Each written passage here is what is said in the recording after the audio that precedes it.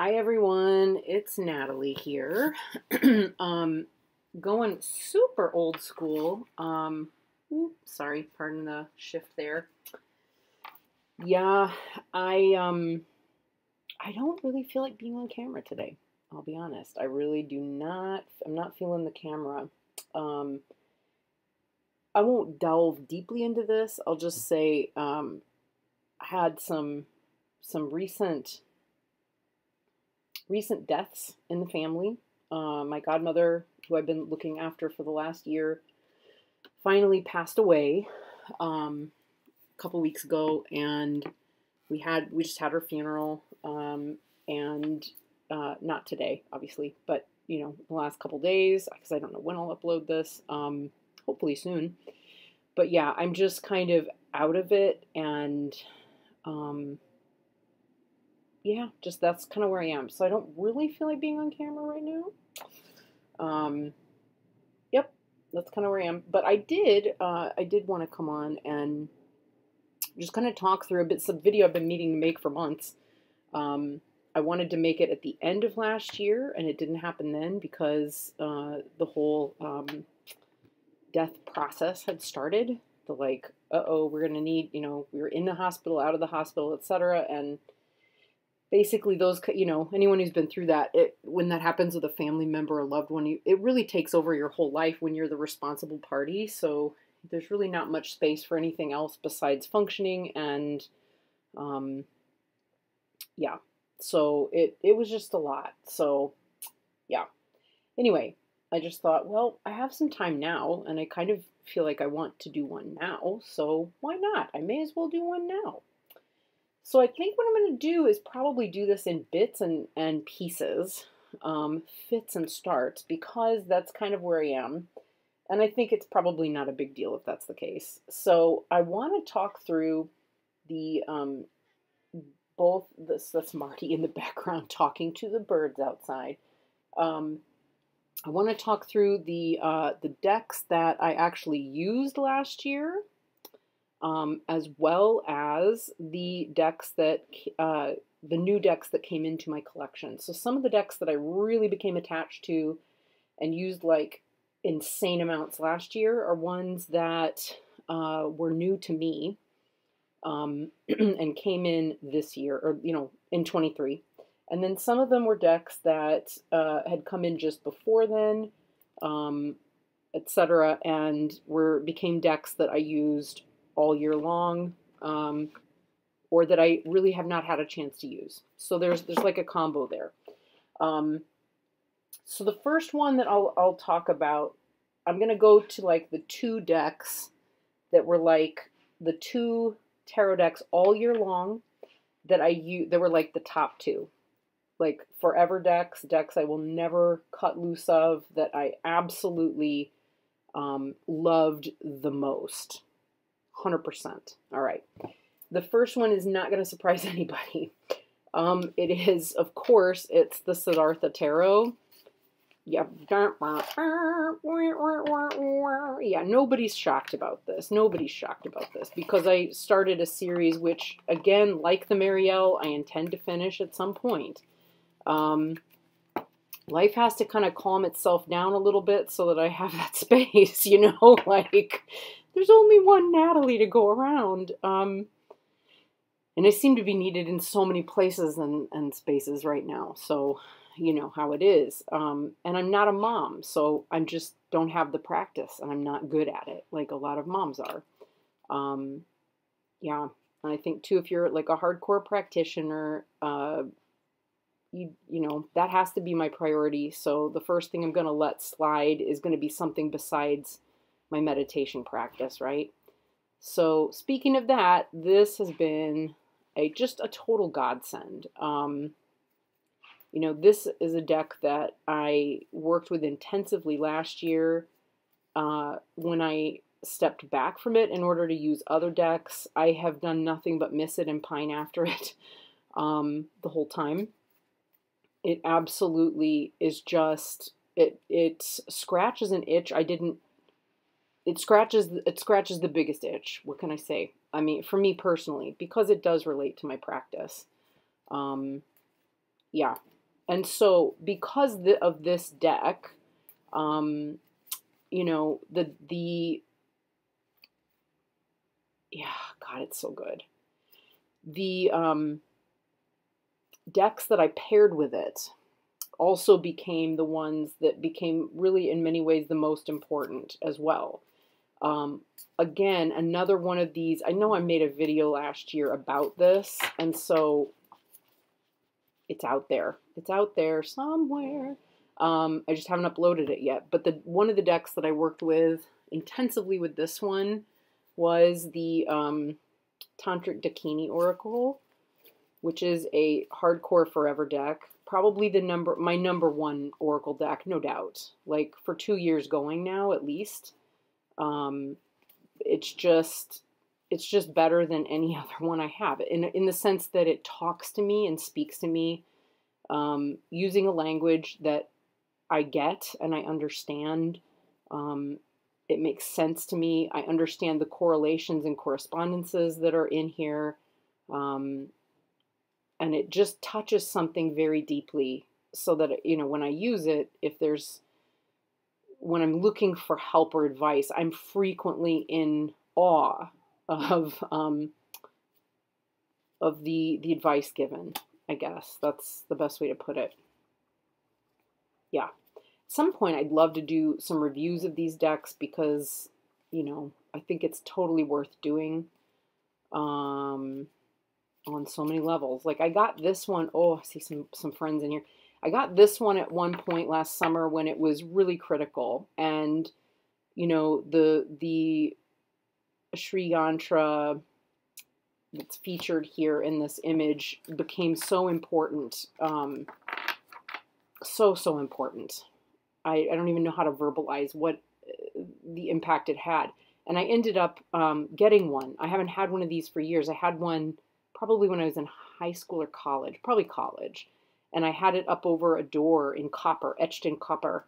And I ended up getting another one in copper and putting it like on my shrine, facing me at eye level so I can see it.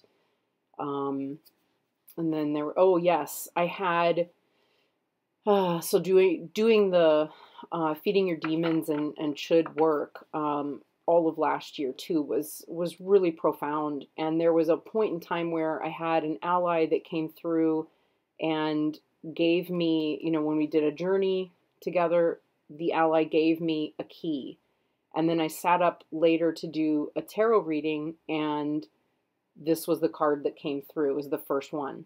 You know, there were lots of synchronous things like that with this deck all year. And so that resonance, I think, just gives it that extra importance to me, I think. So, and this one just kept coming up all the time. And I don't know, you know, it kind of, to me, really gives me the like laughing gods feel that you get from the moon blocks. If anybody's ever used the moon blocks, I have some. I know where they are. I'm not going to reach up and grab them because it'll take forever. But basically, there's a yes, a no, and then laughing gods. And this one came up so often and had that feel. So, yeah, so funny.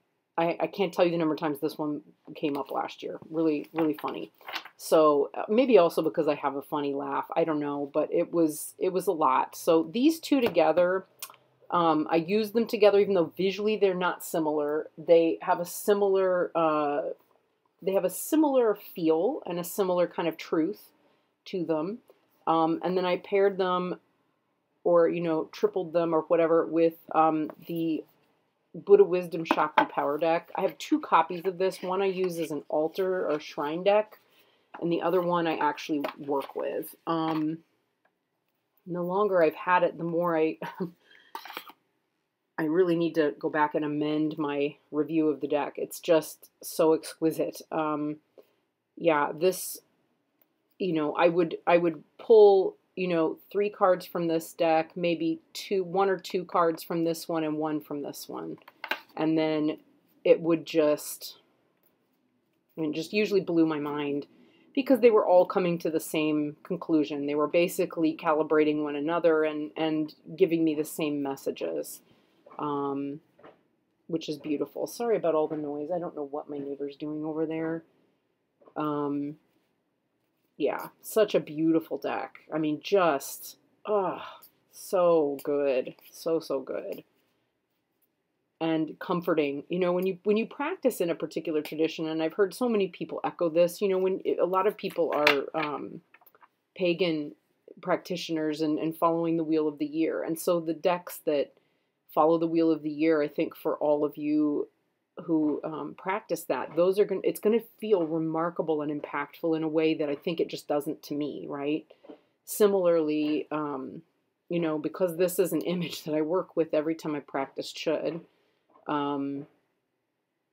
you know, it's profound to me, you know, for that reason. Yeah.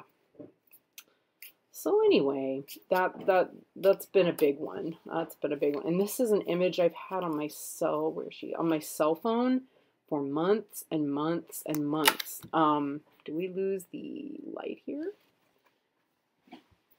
Bear with me. Yeah, we sure did. I'm not even going to worry about that right now.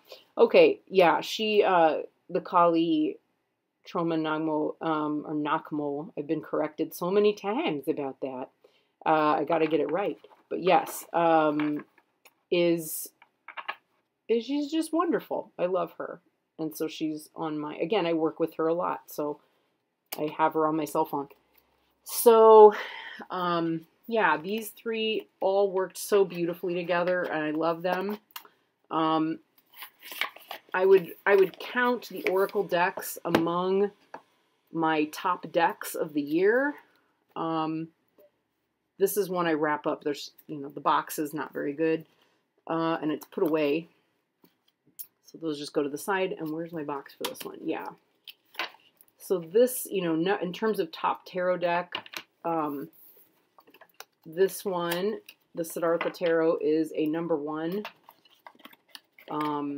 followed closely by its companion oracles, which is a lot of fun. Ta-da, there we go. So then my #2 tarot deck of the year, and this is going to take us on a fun little journey.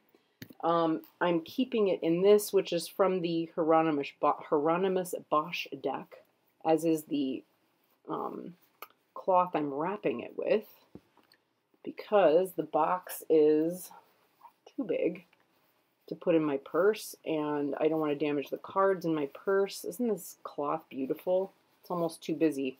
But it is the Serpent and Peacock Tarot. This is the art version. Signed and numbered, 750 sets. It's, you know, the deck the box is absolutely exquisite and gorgeous. These spare cards I keep in here. And I've been carrying around, for better or worse, some might say for worse, I'd say for better. I've been carrying around the deck and the guidebook in my divination bag, which comes with me everywhere at this point because we need it at work all the time for various things. But, you know, it comes with me all the time, and I've been reading it obsessively when I work with it because it's just so much fun. And I frequently then have to, I'll take a break and not be using much, and then suddenly I'll be like, oh wait, shoot, I need to do a divination on XYZ, and then I just want to review what things mean.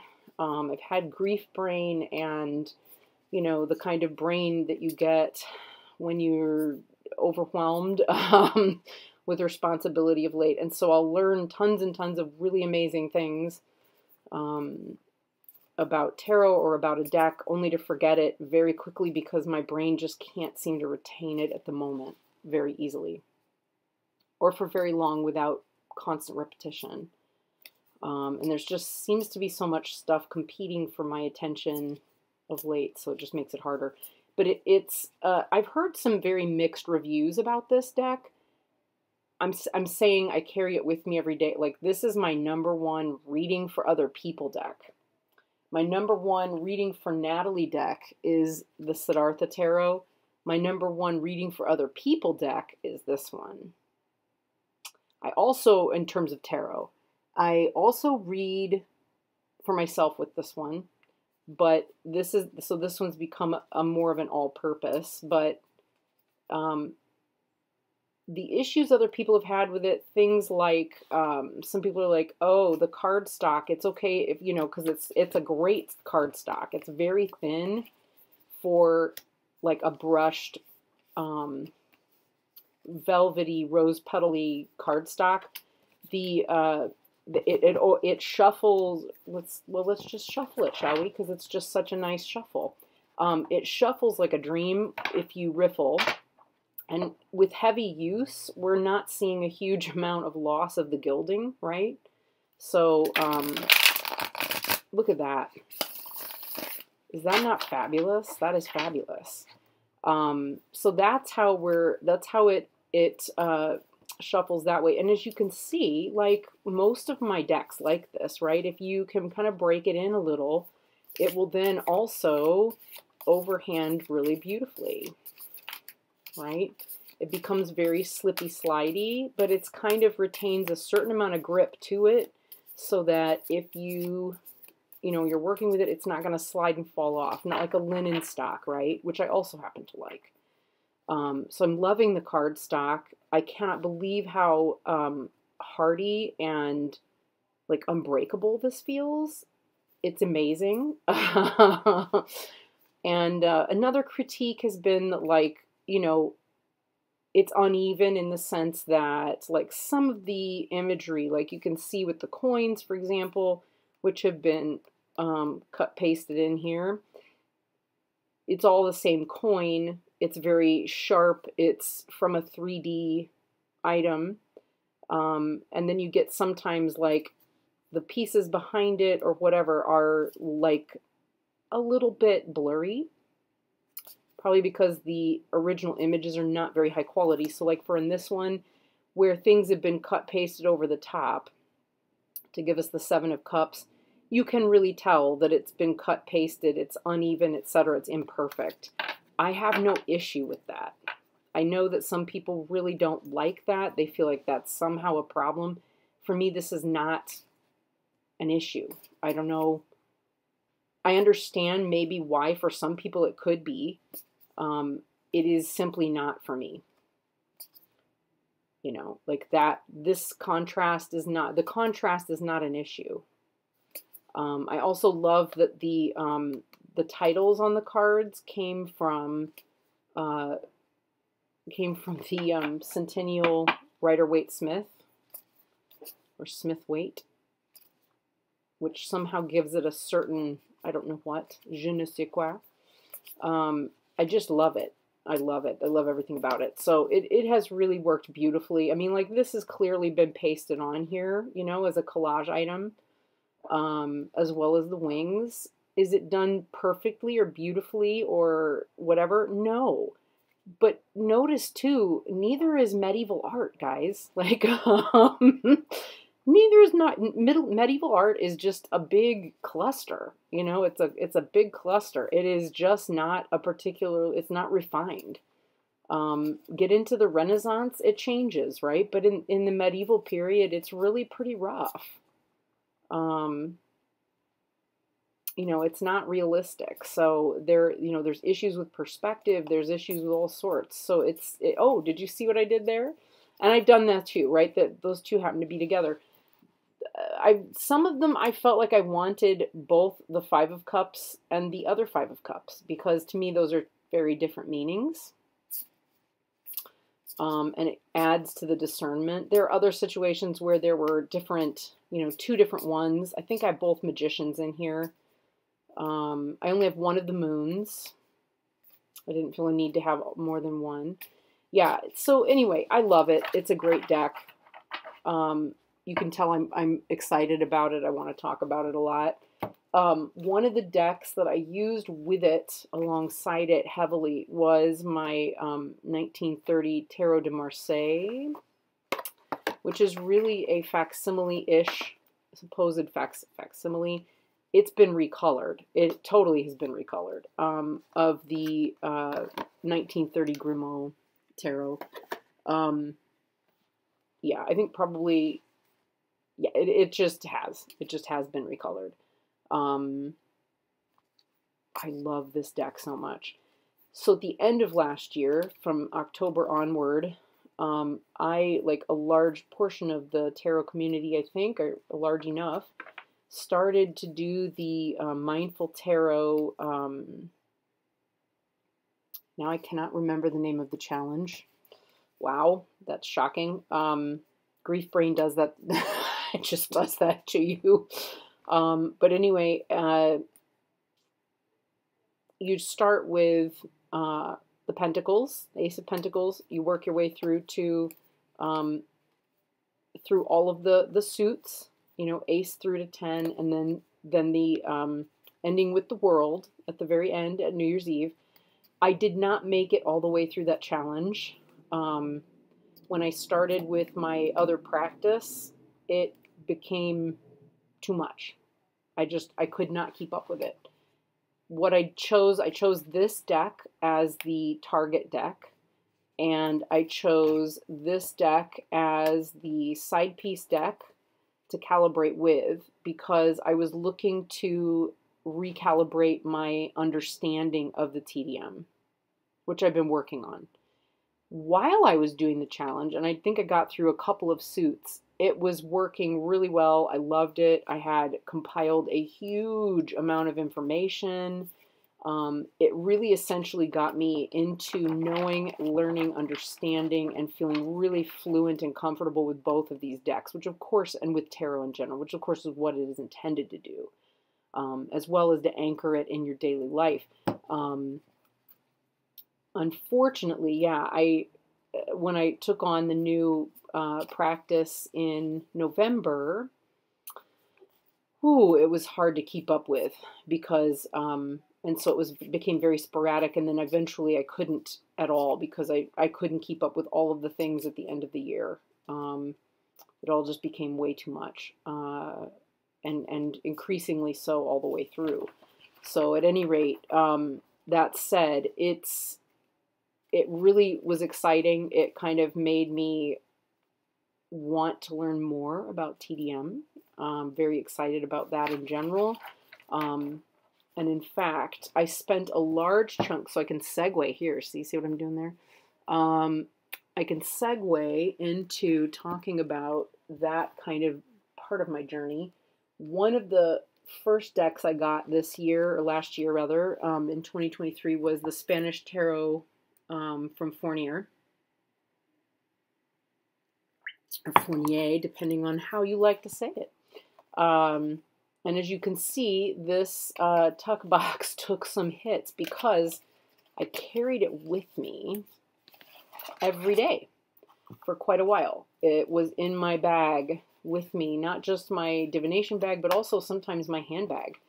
Gosh, it's a great deck. This too has a magnificent shuffle. I love the colors. They're so bright and colorful.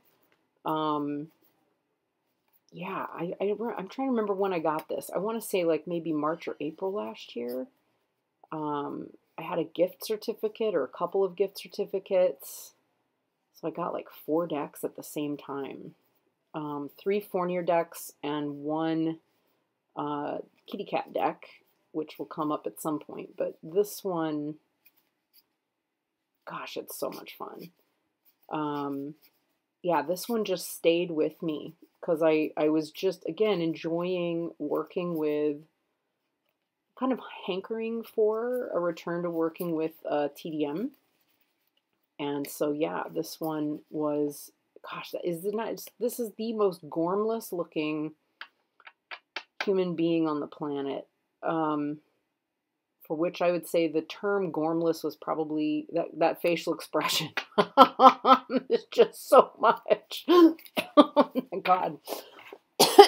So, yeah, this one came along much later, or a bit later. This one was the first last year. Again, beautiful shuffle. It's a smaller deck. It is a smaller deck. It reads beautifully. It's fun. It's fun and entertaining.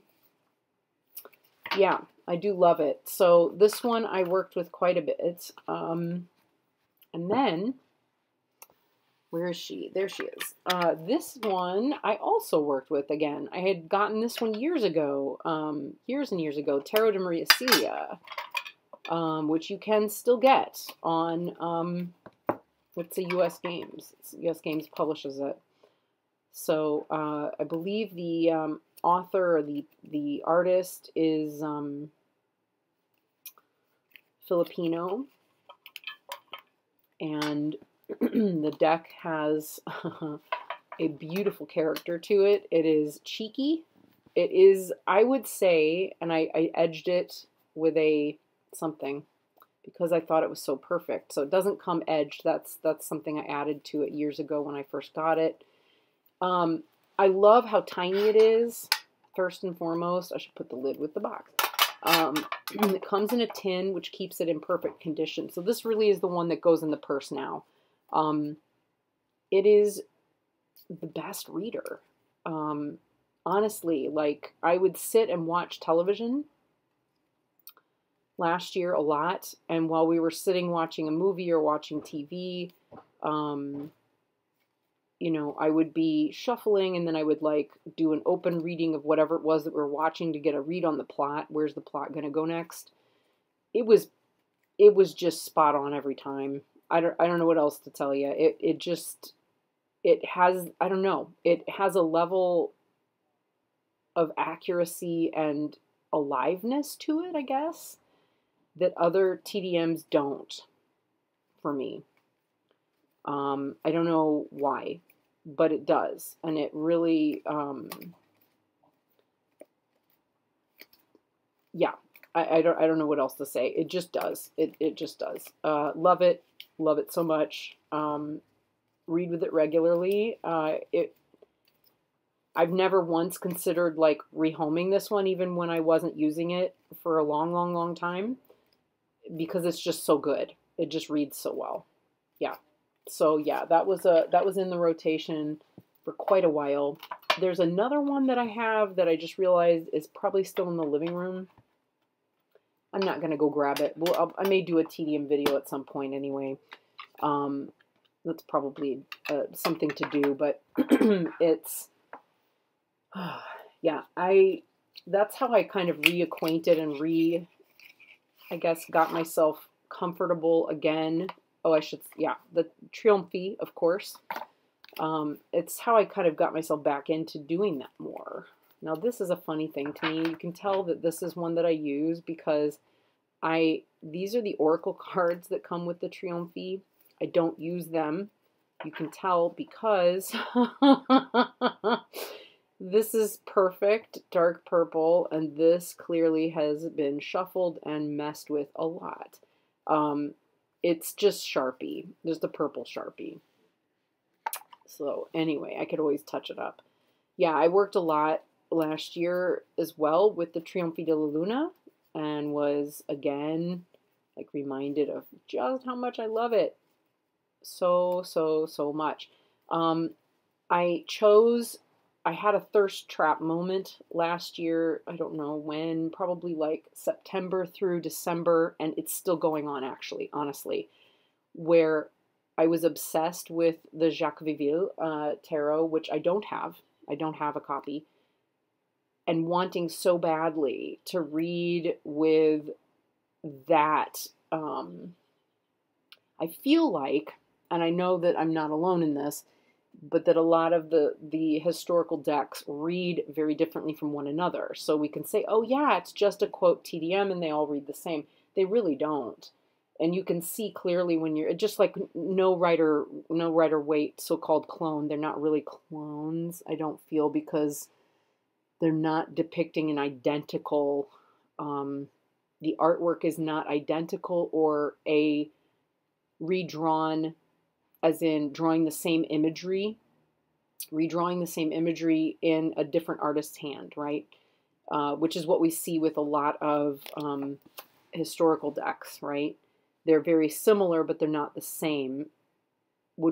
it's interesting. We wouldn't call them clones either. I don't know. It's weird. I'm not a fan of that term. Anyway, but I had such a hunger for those decks, and I thought, okay, Nat, you really cannot afford the ones that are not mass market right now. I had very little money left in the second half of the year. It's frequently how things roll. The second half of the year can be a little bit rough. But it was, yeah, I had no ability to, I could have run up a credit card. I'm not going to do that. It's not worth it. So, yeah, what I did to feed that thirst trap was come back to this. Right? Because this is very similar. It's going, I think it's walking the wrong direction. I think the Vieux is going the other direction, but, you know, those kinds of little echoes from different historical decks are all within this one. So it was fun to work with because of that. And of course, there are ways in which Valenza goes in his own direction completely, but yeah, it did make it a lot of fun to play with and work with and kind of scratch that itch, so to speak. And that's always why I've liked this one, honestly, is just that it's different. You know, it just is different. It is not the same. It is not like any other deck. If you're into reading with pip decks or historical decks. So anyway, yeah, this one came out and got read with quite a bit. Not with, I'm trying to remember if I read for any clients with it. I don't think I did. I did not do a lot of client readings last year. A couple of them had to be canceled and rescheduled a couple of times or at least once. And then I had one client very graciously just said, you know, it's really okay. You know, I was honest, like I can't read for you right now because of everything going on. And the person was just such a love about the whole thing and said, you know, don't worry, we'll reschedule later. And then when I said, hey, I'm good to go, like, let's reschedule, the person was like, you know what? I'm good. It's really okay. So and they ordered a very big, expensive reading. And so I kept trying to reschedule and offering to go with that. And the person was like, I'm good. It's really okay. You're a good person. You do good things. I'd like for you to keep it and, you know, carry on with the goodness. So there we go. Yeah, colorful year. So those were the kind of main decks that I was really into. In terms of workhorsey decks that I really had fun with and read a lot with. I'm just looking at my pile. Oh. There's more than what I thought. This might be a long one, guys, because I'm not really into editing any videos these days. We're doing it old-fashioned style on the potato cam tonight because I don't know that I have enough storage on my phone. I haven't been doing a good job with storage on the old cell phone. And that's a thing. That's a thing, especially with videos. So, okay. Yes. Okay, we'll do this one next. I know we shouldn't do this one next. We'll do another one next. So, another one, or two, I should say, that was, let's get these guys out of the way. A big major deck that I loved wholeheartedly last year was the Dream Dust Shamanic Tarot, which was new. I bought it spring of last year, and I love it so much. I have never regretted getting this one. I don't know, I kind of am still wanting, and I almost purchased and then did not. I was restrained. Look at this gilding. I don't know if it's going to show up well. It sort of does this wonderful, it's holographic. It's beautiful. It really made me want more abstract decks to play with. So again, like Tarot as Color was another one that I thought, oh, I really want that one.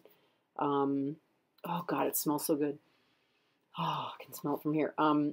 Another one that it made me want to work with was the Margareta Peterson, which I still don't have. Have put in my cart on Amazon and taken back out multiple times. I will get it at some point, probably. I do feel like I'm going to want to work with this one again this year. I love the abstract nature of it.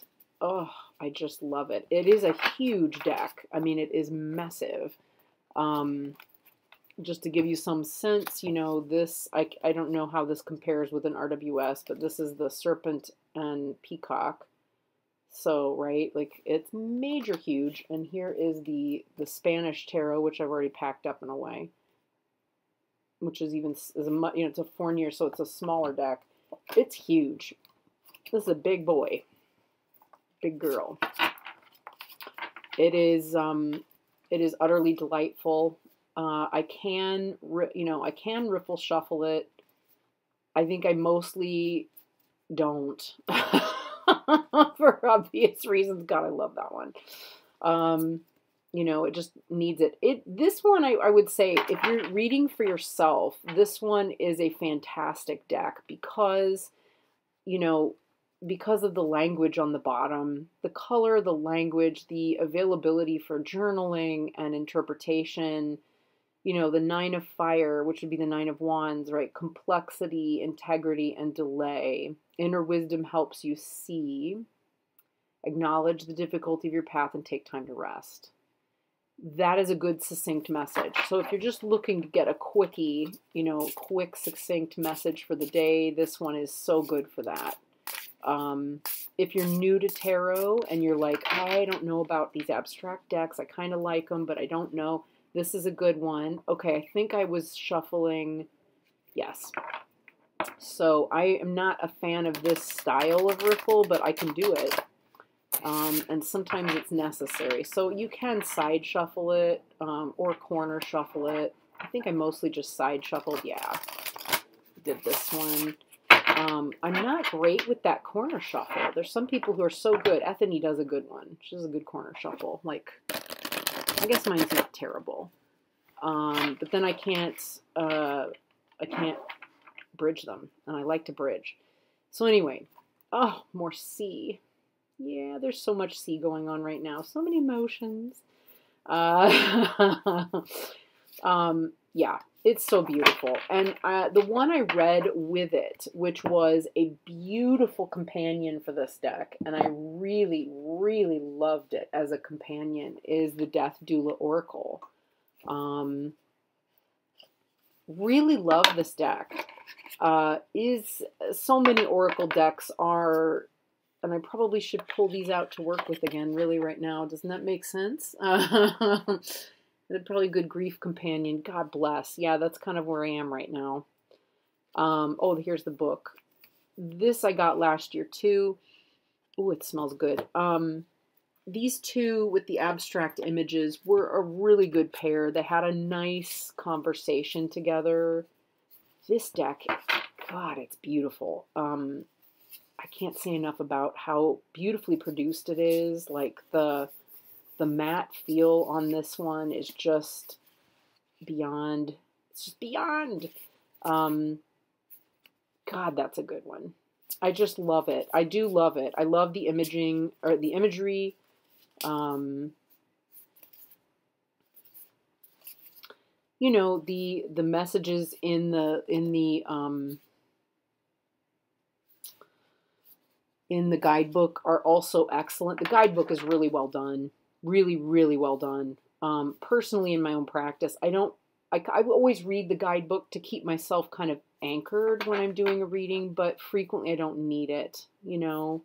I frequently just need the images, the keyword, the feeling that the images give me to kind of tap something and understand it better. And this one, I really love this artist's photographic work. And it felt to me like it worked really well, you know, with this one. Like, look at that. Isn't that interesting how those two came up together? You know, it just would speak, it would speak to, the two would talk. They would have a really great conversation. So it was a really good choice of decks to work together, and that's frequently how it would go. You know, I would get the colors would overlap beautifully, and They just worked really well. So yeah, this would be sort of in there as like tarot number 4, maybe. I don't know. I'm kind of like not even doing like the top 2 spots were the top 2 spots, and then everything else was like decks I worked with a huge amount. This one, these 2, I think very obviously were my personal practice. I did not read for other people with these 2. They were just these were just Natalie decks. Yeah, so the Death Doula Oracle and the Shamanic Tarot, Dream Dust Shamanic Tarot. I think I'm gonna pull these back out and work with them again because I'm feeling it. Feeling it. The other deck that I worked with quite a bit, and I did do readings for other people with it, was, sorry for the shifting seas over here, was the Tarot de Carlotydes. It is just adorable. I will probably pull it back out this spring to play with. I don't remember when I did these decks, but anyway, there's the backs. Precious. It is a really cute deck. It's very sweet. It looks like there's not much to it, but really when you spend time with it and you read it more deeply, there's a lot more in there than what first meets the eye. Yeah. The sad part is the missing of a guidebook that I feel would give it so much more depth.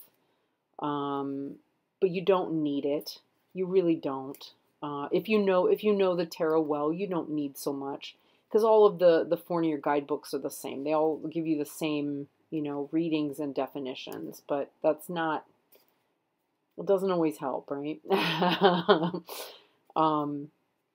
Yeah, it's just such a delight. Such a delight. Makes me want to work with it just looking at it. I really feel good about the decks I got last year, I really do. I feel probably like this year is going to be, if I purchase more, it's probably going to be more historic decks. Or it'll be slowing down and playing with what I have, because this is one of maybe 1 or 2, or maybe 2, 1 of 2 or 3 possibly, but all of them are going to be pretty much about, like, woo, look at this. Yeah, I've got so many decks right now. I used to hate the word collection, but let's be real. What else is it? There are so many in my collection right now, and so many that are not circulated, not used. Some are completely untouched, unfathomed, not even worked with at all. And I hate that. I don't like that very much. It makes me kind of like, ew. I don't have a huge inclination to downsize right now. I really don't. I don't know why, but I don't. Yeah. So anyway, here's another one I used quite a bit. I'm trying to get through the ones that like really received the use this year. It's the Witchy cat. This one got the use. This one got some good use. You can always tell when there's the tuck box. If it's like worn in a bit, it's been open and closed a lot. So this is a Dame Darcy. I got 3 Dame Darcy decks last year. All 3, I should say. But this one I think is my favorite by far, and I don't know, I know why. It's darker. I love this deck. I love it so much. I love how playful and melodramatic it is. I love the art background of this deck. It is so delightful. Yeah. And I did really thoroughly enjoy working with it. And I would say I really kind of worked with it. I wonder how that one got upside down. I don't remember working with reversals with this deck. Huh. I mean, it's just so, God, it's so good. I spent a long time teaching and working with plays and drama that comes from the era that the art is based upon, I should say. And it makes me think of that, and it's a territory I know really well. And so I think because of that, this one speaks very clearly to me. It is a really immediate deck, really immediate when I'm reading with it. It's a great reader for me in a way that, like, say, the mermaid deck just isn't. I guess there's a language in here that immediately comes through for me and that I really appreciate. So yeah. So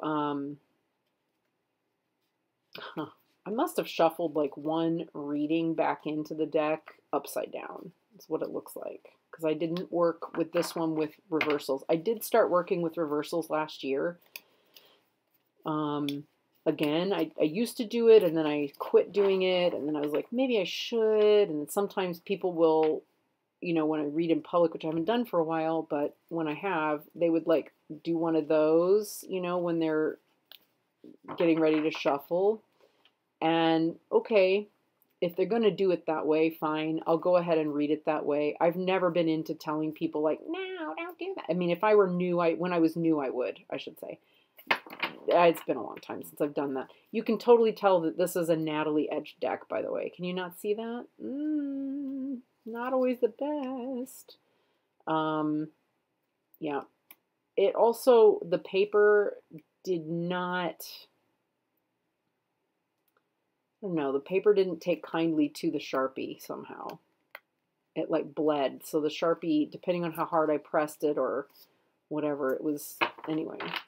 That does not bother me because it's, again, it's not a trading deck or a collect deck. It's really a deck I'm working with deck. So I don't mind. That doesn't bother me. Decks that I'm not going to use or keep or I'm planning to use for a short time and then move on, which is not something I generally practice or do. You know, if it's something I haven't used or I'm not going to use, I probably won't take the time to Sharpie the edges, and I probably then won't. It just doesn't get used and it stays kind of perfect because it looks like a little bit of a museum piece instead of something that gets taken everywhere.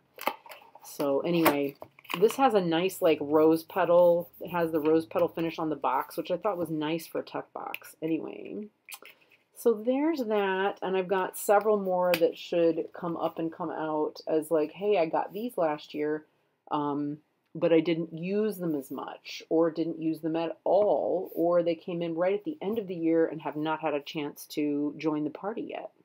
So that's where we are with all of that, and I will see everyone again soon, hopefully, in the next one. Bye.